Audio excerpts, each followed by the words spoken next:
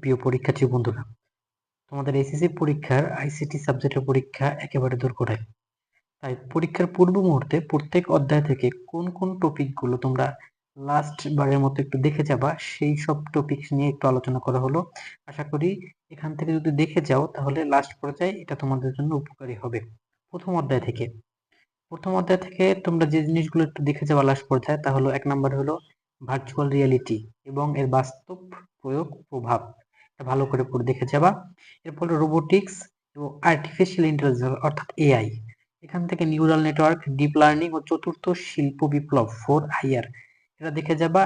এরপরে বায়োমেট্রিক্স ও বায়োইনফরমেটিক্স, এগুলো দেখে যাবা এবং এগুলোর ব্যবহার, এখান থেকে একটা রচনামূলক প্রশ্ন আসার সম্ভাবনা থাকে। ন্যানো টেকনোলজি ও জেনেটিক ইঞ্জিনিয়ারিং, এটা দেখে যাবা। এবং অন্যান্য যেসব জিনিস দেখে যাবা সেখান থেকে ইন্টারনেট অফ থিংস বা আইওটি, তারপরে অগমেন্টেড রিয়ালিটি এআর, এটা দেখে যাবা। এইগুলো দেখে যাবা প্রথম অধ্যায় থেকে। এরপরে দ্বিতীয় অধ্যায় থেকে যদি আমরা বলি, দ্বিতীয় অধ্যায় থেকে ডেটা ট্রান্সমিশন মেথড ও মোড, যেরকম asynchronous, synchronous, bandwidth, half duplex, full duplex, unicast, multicast, broadcast. তারপরে ক্লাউড কম্পিউটিং দেখে যাবা এবং এর প্রকারভেদ, সুবিধা অসুবিধা। তারপর নেটওয়ার্কিং ডিভাইস সমূহ, hub, switch, router, gateway, base, নিকার্ডার, কার্যকারিতা এবং তুলনা, এগুলোর মধ্যে এগুলো দেখা যাবে। এবং অন্যান্য আরো কিছু দেখা যাবে, যেরকম optical fibre cable, Bluetooth, wifi, WiMAX, 4G, 5G এবং নেটওয়ার্ক টপোলজিটা একটু ভালো করে দেখা যাবে। নেটওয়ার্ক টপোলজি থেকে কিন্তু রচনামূলক প্রশ্ন আসে। এরপরে তৃতীয় অধ্যায় মোস্ট ইম্পর্ট্যান্ট, এখান থেকে 2টা প্রশ্ন থাকে। যেরকম 2 এর পরিপূরক, সেকেন্ড কমপ্লিমেন্ট, এটার ব্যবহার, পার্থক্য, এবং এর থেকে একটা প্রশ্ন আসে। সংখ্যা পদ্ধতি রূপান্তর, দশমিক থেকে বাইনারি, বাইনারি থেকে দশমিক, এরকম এটা দিয়ে একটা রচনামূলক প্রশ্ন থাকে। এবং 2 এর পরিপূরক এবং সংখ্যা পদ্ধতি রূপান্তর, এটা মিলিয়ে একটা রচনামূলক প্রশ্ন থাকে। তারপর ইউনিভার্সাল গেট, যেরকম ন্যান্ড গেট এবং নট গেটকে কেন সর্বজনীন গেট বলা হয়, এবং মৌলিক গেট দিয়ে ন্যান্ড গেট, নট গেট বাস্তবায়ন, এটা দেখে যাবা।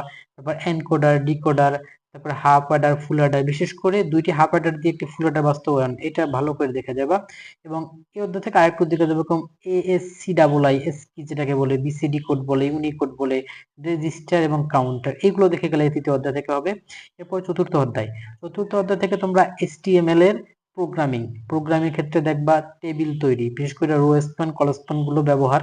তারপর অর্ডার, আনঅর্ডার লিস্ট, তারপরে হাইপারলিংক যুক্ত করা, যে HTML কোডিংটা, এবং ইমেজ যুক্ত করা, এগুলো দেখবা HTML প্রোগ্রামের ক্ষেত্রে। তারপর HTML প্রোগ্রামিং এর পরে এখান থেকে যে প্রশ্নটা রচনামূলক আসে, ওয়েবসাইটের কাঠামো, লিনিয়ার, হায়ারার্কিক্যাল, নেটওয়ার্ক, কম্বাইন কাঠামোর যে বর্ণনা, বিশেষ করে দ্বিতীয় অধ্যায়ের একটা জিনিসের সাথে, টপোলজির সাথে ওয়েবসাইট কাঠামোটা অনেকটা কিন্তু চিত্রগত কিছুটা মিল আছে, এজন্য কিন্তু অনেক সময় এটা গুলাই ফেলা হয়, একটু ভালো করে খেয়াল করবা।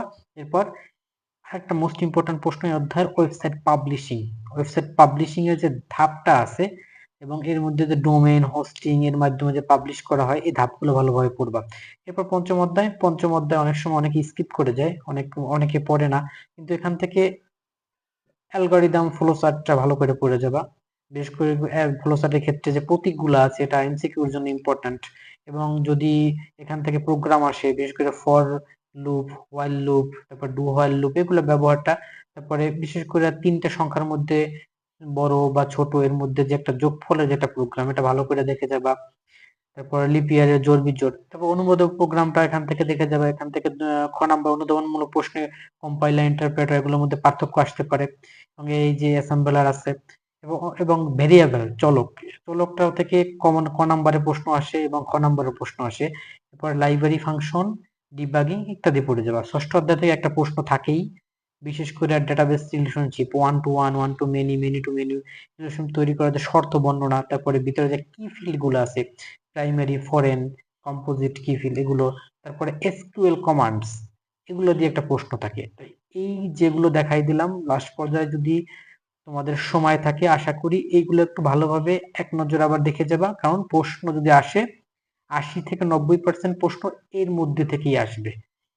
এই টপিক গুলা লাস্ট পর্যায়ে একটু ভালোভাবে দেখে যাবা, আশা করি তোমরা এগুলো দেখে গেলে ভালো একটা মার্ক তুলতে পারবা।